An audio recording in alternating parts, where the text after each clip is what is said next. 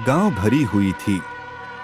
कहते थे कि वहां आधी रात को एक भूतनी घूमती है, जिसकी चीखें सुनकर किसी भी जीवित इंसान के रोंगटे खड़े हो जाते थे। यह कहानी उसी बावड़ी और उसके भयावह रहस्य की है। चंदवाड़ में एक पुरानी हवेली थी। गांव में रहने वाला एक गरीब मजदूर रामू अपनी पत्नी सुनीता और छोटे बेटे के साथ बड़ी मुश्किलों से गुजारा करता था। एक दिन संगीता ने रामू से कहा, इस बार फसल अच्छी होनी चाहिए, नहीं तो हमसे ये कर्ज नहीं चुकाया जाएगा। सेठ जी ने कहा है कि अगर समय पर पैसा नहीं दिया तो हमारी जमीन छीन लेंगे। रामू ने अपनी पत्नी को दिलासा दिया और काम पर निकल पड़ा। उसी शाम गांव में चर्चा थी कि बावड़ी के पास एक और आदमी रहस्यमय तरीके से गायब हो गया है। लोग डर के मारे उस रास्ते से गुजरने की हिम्मत भी नहीं कर रहे थे। रामू की दिन भर की मेहनत के बाद वह थककर घर लौटने लगा, पर अचानक बारिश शुरू हो गई। उसके पास घर पहुंचने का और कोई रास्ता नहीं था, सिवाय उस डरावनी बावड़ी के पास से होकर गुजरने के। रामू ने हिम्मत जुटाई और तेज कदमों से उस रास्ते पर बढ़ने लगा। जैसे ही वह बावड़ी के पास पहुंचा, उसने एक दर्दभरी सिसकी सुनी। सिसकी इतनी कातर थी कि उसकी रीढ़ में सिहरन दौड़ गई। उसने चारों ओर नजर दौड़ाई, लेकिन घना अंधेरा था। अचानक एक महिला की छवि बावड़ी के पानी में उभरी। सफेद साड़ी में लिपटी वह भूतनी डरावनी लाल आंखों से उसे घूर रही थी। तू यहाँ क्या कर रहा है? रामू, भूतनी ने एक गूंजती हुई आवाज में पूछा। राजू के होंठ सूख गए, वह घबरा गया। मैं तो बस घर जा रहा हूँ, उसने कांपते हुए कहा।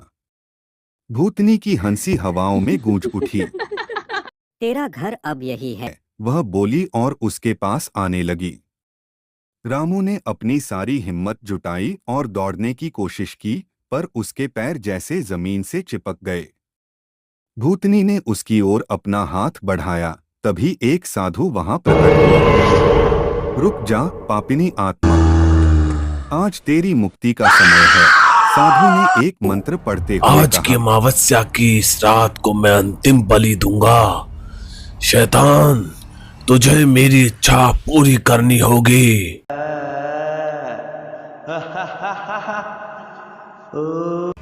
तभी वहां एक शैतान प्रकट होता है।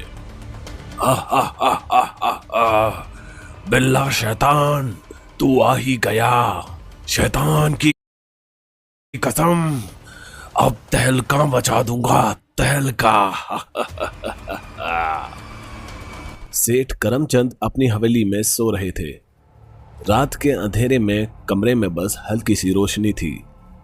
तभी किसी चीज की आहट से सेठ की नींद खुल जाती है। कौन है, कौन है? अरे सलीम, तुम यहाँ कमरे में क्या कर रहे हो? इधर आओ।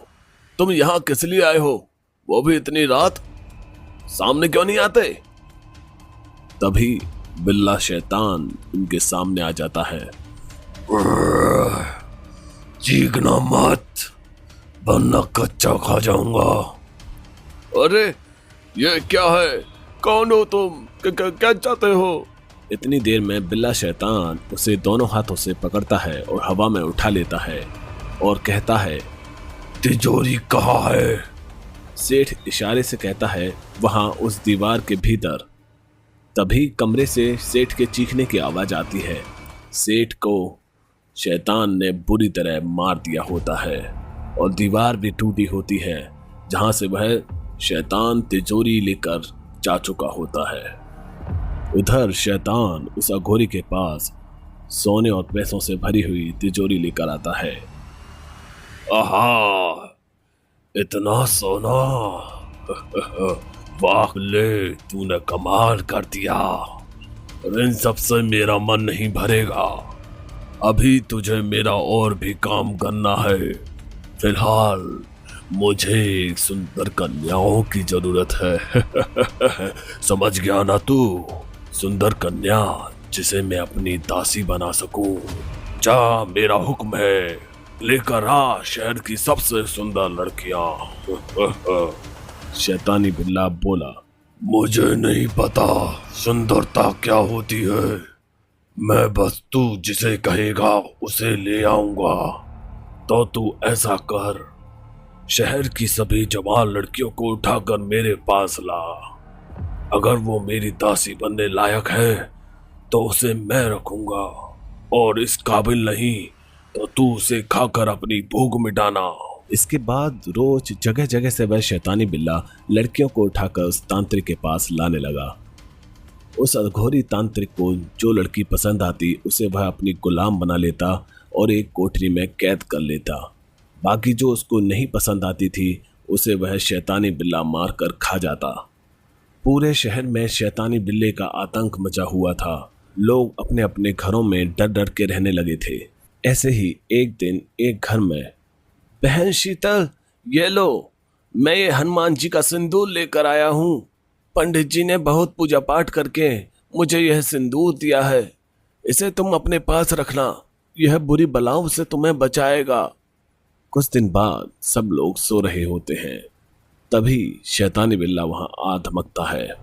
वह शीतल के पास आकर उसे जगाता है। ए लड़की, चल उठ, तुझे लेने आया हूं। बिल्ला उसे पकड़ने के लिए आगे आता है। तभी शीतल का भाई राहुल उसे बचाने के लिए शैतान के सामने खड़ा हो जाता है।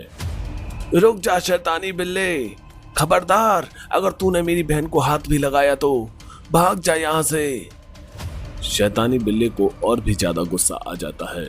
वह राहुल को हवा में उठा लेता है। अब इस हाथ से तेरा पेट फाड़कर तुझे यहीं मार दूंगा। शैतानी बिल्ला कुछ कर पाए उससे पहले शीतल घर के मंदिर से पंडित जी का दिया हुआ सिंदूर शैतानी बिल्ले के ऊपर छिड़कती है। जय बजरंग बली की। शैतानी बिल्ला जोर जोर से चिल्लाकर जमीन पर गिर पड़ता है। उसके बदन पर पड़ा सिंदूर आग की तरह जलने लगता है। राहुल उसके चंगुल से छूट जाता है। शीतल उस शैतान के पास जाती है। शैतानी बिल्ला गिड़गिड़ाते हुए उसे सब बता देता है। वह जलकर भस्म हो जाता है।